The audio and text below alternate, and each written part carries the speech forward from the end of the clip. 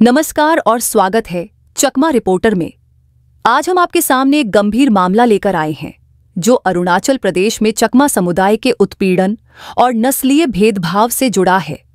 16 जून 2025 को अरुणाचल प्रदेश के लोहित जिले में कुछ चकमा निवासियों को एक स्थानीय संगठन द्वारा पुलिस को सौंप दिया गया। आरोप था कि वे अवैध घुसपैठिए हैं, सिर्फ इसलिए क्योंकि उनके पास इनर लाइन परमिट ILP नहीं था। लेकिन हकीकत क्या है? ये लोग अवैध नहीं बल्कि अरुणाचल प्रदेश के पुराने और स्थायी निवासी हैं। ये उन चकमा परिवारों की संतानें हैं जिन्हें भारत सरकार ने 1964 से 1969 के बीच तत्कालीन नॉर्थ ईस्ट फ्रंटियर एजेंसी नेफा आज के अरुणाचल प्रदेश में बसाया था।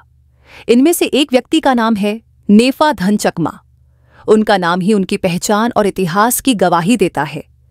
चकमा समुदाय में एक परंपरा है, बच्चे का नाम अक्सर उसके जन्मस्थान, ऐतिहासिक घटनाओं या महत्वपूर्ण व्यक्तियों के नाम पर रखा जाता है। नेफा धन, नेफा रंजन या आइजोल चकमा जैसे नाम इस परंपरा के उदाहरण हैं। ये सिर्फ नाम नहीं बल्कि इतिहास के साक्षी हैं। अब सवाल ये है, अगर कोई व्यक्ति नेफा धन नाम का है तो क्या ये नहीं दिखाता कि उसका जन्म या जीवन यहीं नेफा यानी अरुणाचल में हुआ था? कोई बांग्लादेशी या बाहरी व्यक्ति इस तरह का नाम क्यों रखेगा? दुर्भाग्य से कुछ स्थानीय समूह और अधिकारी इतिहास जाने बिना कानून को नजरअंदाज कर इन लोगों को बाहरी कहकर गलत तरीके से हिरासत में ले लेते हैं और मानसिक उत्पीड़न करते हैं।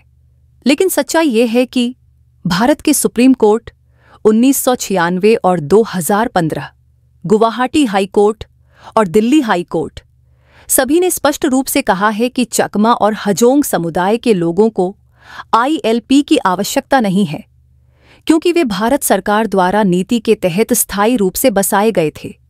उनका यहाँ रहना अवैध नहीं बल्कि कानूनी और मान्य है। इसलिए ILP के बहाने इन्हें परेशान करना संविधान के अनुच्छेद 14, 15 और 21 का उल्लंघन है, जो समानता, गैर भेदभाव और जीवन एवं स्वतंत्रता की गारंटी देता है। जो घटना 16 जून को हुई वह केवल उत्पीड़न नहीं बल्कि नस्लीय भेदभाव और कानूनी अधिकारों का हनन है।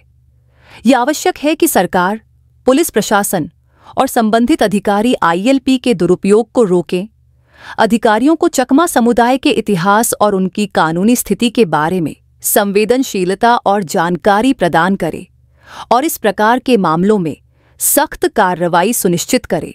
चकमा लोग कोई बाहरी नहीं हैं, वे इस धरती का हिस्सा हैं, इतिहास में भी, वर्तमान में भी और भविष्य में भी।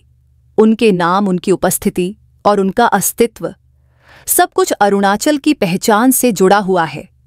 यह सिर्फ एक नाम की बात नहीं है, ये पहचान, सम्मान और न्याय की बात है। आप देख रहे हैं चकमा रिपोर्टर। सच्चाई के साथ जुड़े, आवाज उठाएं और हमारे चैनल को सब्सक्राइब करना न भूलें।